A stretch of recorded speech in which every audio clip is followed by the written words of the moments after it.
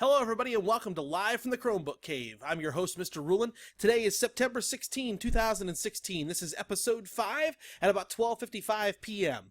We'll be right back here shortly with you with two items for you. First off, the blue screen of death.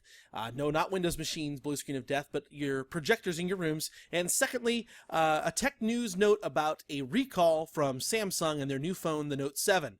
Don't forget to follow us on Twitter at DCSCBCave. That's at DCSCBCave. And look forward to interacting with you on Twitter. Thanks. We'll see you in just a minute.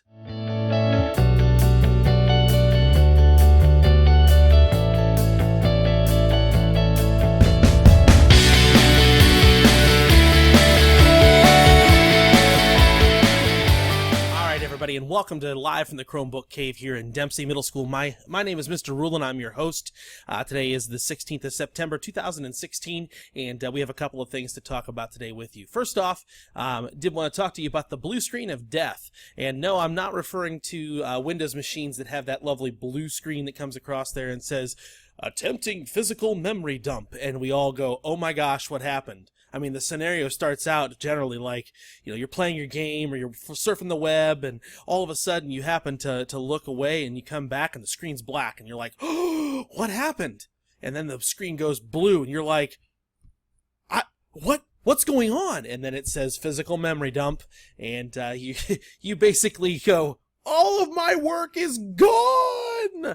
But anyways, nonetheless, that's not what we're referring to. So as I walk through the building, I occasionally will glance in a room and notice that, there's no teachers or students in there, but there's this really strange blue hue coming out of the room. You can see it throughout the room itself, and you're like, what's causing that? And you happen to walk in and you notice that the projector is still on. Again, no teacher or students are in there, but the projector is still on, and of course, when it disconnects from any of the devices that are connected to it, your Mac Mini, your laptop, whatever, and it has no signal, that's how the projector displays that it has no signal going to it. It turns itself to a complete blue screen, unlike what you would see on a television that comes up with a little symbol on it that says no signal. The projectors actually just go to a blue screen completely, and it shows you what input it's on, and that's about it. So what I want you to consider is this. It's very simple. Let me reach down here and grab my handy-dandy projector remote, and we'll show you a couple of things. So this projector remote that I have right here is for an NEC version V332X. Now, we have several of these throughout the building. They're the ones that have the HDMI port on them. They're relatively new. We would have replaced your projector that would have been mounted in the ceiling or on a cart that had died, and we didn't have a way to replace bulbs for them. There are several of those projectors that have been discontinued, and we no longer were able to get parts for those, so we went on to purchase a newer one, a brighter projector that allows you to display your images much better. But nonetheless, there are some other ones out there. There's a couple other versions of the NEC that have a remote much like this, and then there's the Epson remote, which is, I would say probably about that much of the size, so from my finger all the way up to the top. It's a little half-size remote there, and those have a blue power button on them, and we'll talk about that here in just a second. But it takes about 20 seconds to do this, and I don't want you to think I'm trying to belittle you on this at all, but it does prolong the life of the lamp and the life of your projector if you can take advantage of this 20 seconds to do this. And I know it's a great tip to give you. And as you walk out, so if you look right here, there's a little power button on the on and also a standby. Standby is not really what we want to go to because eventually that's going to put itself to a blue screen as well. But you want to hit that on button and you'll hit it twice. First time, the little thing will come up on the screen. It says, "Are you sure you want to power off?" Yes, I want to power it off. So you go ahead and hit it the second time, and it goes ahead and powers the projector down. Kicks on the fan, lets the bulb cool down before it completely cuts the power to it. Now, yes, I realize that means it's going to cause you an extra 40 seconds when you come back to the room for your next class to turn that back on and get the image up on there, but you're going to gain literally about 3 to 5 hours of bulb life. That adds up over time. If you think about this, that's what? If we go to the far end of the extreme, that's 5 hours a day, at least for each click, 5 hours for each click. You do that once a day, you turn the projector off, and you get 5 extra hours of lamp life. That's 5 times 5 is 25. It's 25 hours a week. And you can do the math from there. It exponentially grows. So your lamp life and your projector life will last much longer, and you'll not have to adapt to new technology at that point. So nonetheless, there's your tech tip as far as your projectors go. On to some other news. I'm going to minimize myself down into the corner here. So some of you may have noticed in the news that Samsung, just like the Apple products, released a new device within the last month or so. Samsung released a Galaxy Note 7. And it's relatively the same size form factor as the Apple iPhone 7 Plus. Large screen, lots of robust features on it, great camera, all that jazz. And it also includes a stylus as well for you to use on your screen. But they were having some issues with batteries, and the batteries that were being installed in those were overheating, ultimately burning, potentially burning the user through their pocket or in their hand or whatever.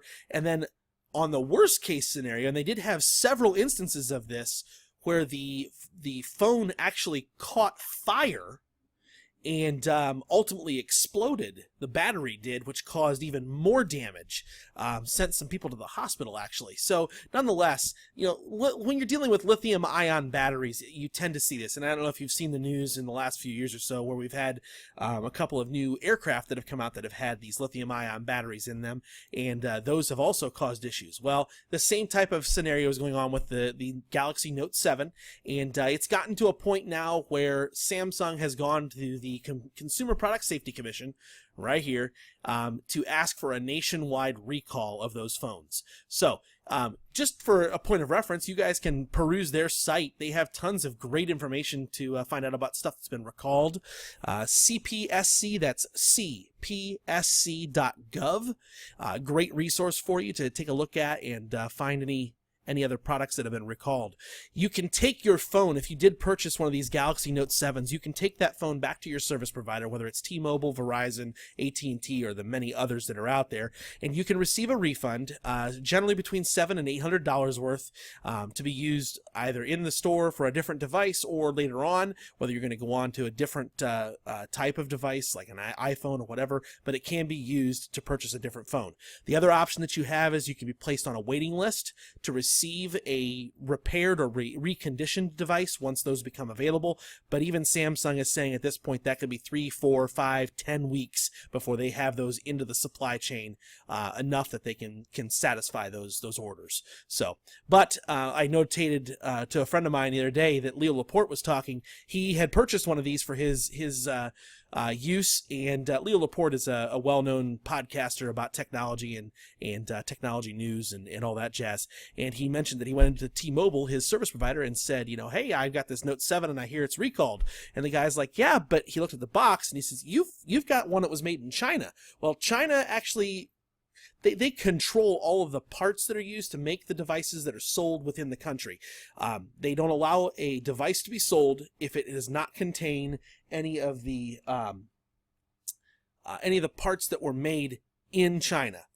If it's made from the outside China, they don't allow those parts to be put into the device. So nonetheless, they have a total separate battery supplier than what the ones that were manufactured to be sold in the U.S. So those devices were fine. And the guy's like, well, you have one that was made in China.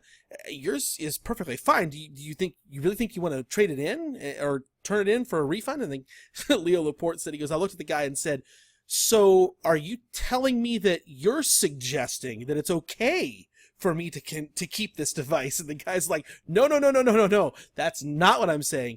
I'm recommending that you turn that in for a refund or for a new device, down the road when we can have those available for you. So nonetheless, if you have one of these, I would take it back to your service provider and request that refund or a replacement of a different device. So, but there you go, folks. That is your tech tip for the day. This has been live from the Chromebook Cave. Don't forget to follow us on Twitter, and that's at DCSCBCave, at DCSCBCave. Or if you have any questions, or better yet, this is what I would love to have, is content for me to give you in a future tech tip. Please don't hesitate to tweet it to me or email me at ruhlenwi@delawarecitischools.net, and I'll be glad to include that in there, and we might even give you a shout out. So, nonetheless, it's been good to see you, good to talk to you folks. This has been live from the Chromebook Cave. My name is Mr. Rulin. Have yourself a great weekend. We'll see you next week.